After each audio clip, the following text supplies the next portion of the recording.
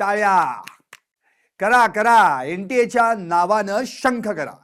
या एनटीएचं कौतुक करावं तेवढं कमीच की हो. आधी पेपरफुटी करून दाखवली, आता गुणांची जादू पण करून दाखवली. 522 चे 95, 702 चे 87. वा रे वा, यालाच म्हणायचं डिजिटल इंडिया.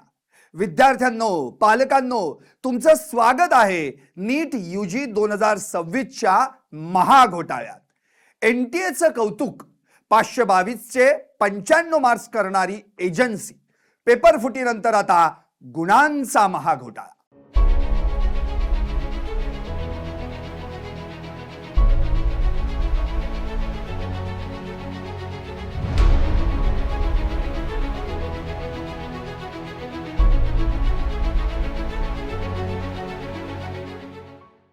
नमस्कार, मी संदीप आणि तुम्ही पाहताय LS मराठी. खरंच या एनटीए म्हणजेच नॅशनल टेस्टिंग एजन्सीला प्रतिभावानच म्हणावं लागेल. आता काय केलं एनटीएनं? अहो, काय केलं म्हणून काय विचारताय? ऐका आणि प्रत्यक्ष पहा. यापूर्वी काय केलं तर 5 लाखात पेपर विकला.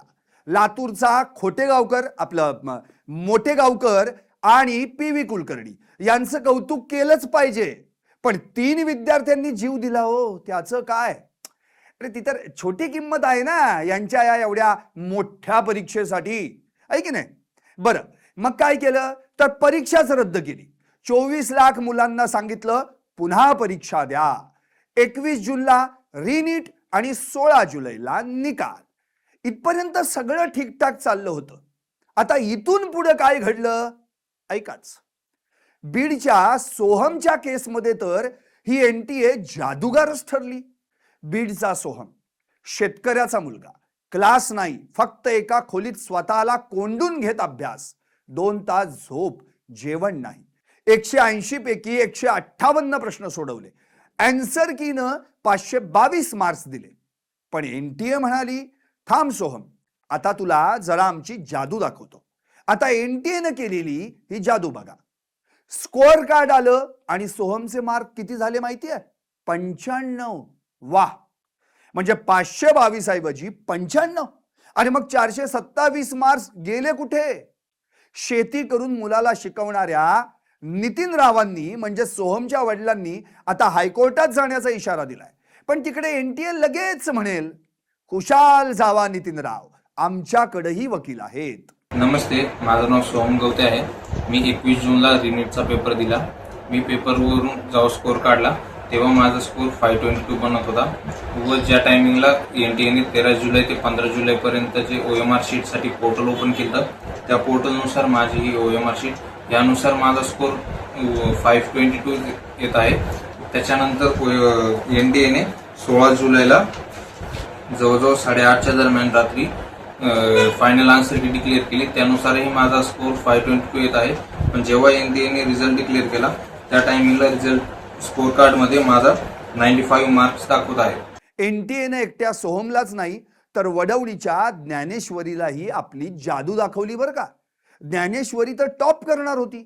720 पैकी 702 मार्क्स अपेक्षित होते. पण एनटीएनं अशी काही जादू दाखवली की 702 वरून थेट 87, 615 गुणांचं डिस्काउंट. पण ज्ञानेश्वरीकडे प्रश्नपत्रिकेचा पुरावा आहे. आता त्यावरही प्रतिभावान एनटीए म्हणेल, तुझी प्रश्नपत्रिका चुकीची असेल बरं का बाळा ज्ञानेश्वरी. पेपर झालेला आपला 3 मेला. त्या 3 मेच्या एक्झाम मध्ये पेपर लीक झाला.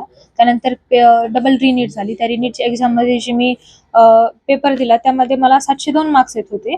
आणि नंतर जी OMR आली ती OMR पूर्ण चुकीची आहे माझी.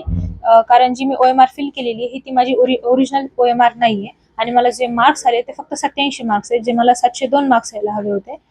आता जाता जाता या रिनीट एक्झामचा नवा रेकॉर्ड सांगतो. 2,79,000 विद्यार्थी परीक्षाच द्यायला गेले नाहीत. कारण त्यांना माहित होतं निकालात पण घोळ होणार. 40हून अधिक याचिका सुप्रीम कोर्टात दाखल आहेत. पण एनटीए म्हणते ही तर टेक्निकल एरर आहे. टेक्निकल एरर एखाद दुसऱ्या विद्यार्थ्याबाबत होऊ शकते हो, 2 लाख मुलांबाबत नाही. पण दगडावर डोकं कोणा पटणार? खरंच एनटीएचं कौतुक करावंच लागेल. आधी पेपर फुटीत बदनाम झाली, आता रिझल्ट फुटीतही नंबर 1. विद्यार्थ्यांची मानसिकता तोडली, पालकांची बचत लुटली, दोघांची स्वप्न चुरगळली आणि वरून म्हणतायत आम्ही देशाचं भविष्य घडवतो. अगदी बरोबर, भविष्य अंधारात ढकलून. आमची एनटीएला मनापासून विनंती आहे, कृपया सोहमचे 427 मार्क्स आणि ज्ञानेश्वरीचे 615 मार्क्स परत द्या, नाहीतर निकालच रद्द करा आणि स्वतः राजीनामा द्या. कारण या अशा निर्बुद्ध एनटीएला अजून किती संधी द्यायची? तुम्हाला काय वाटतं? व्हा व्यक्त आणि पाहत रहा LS मराठी फक्त.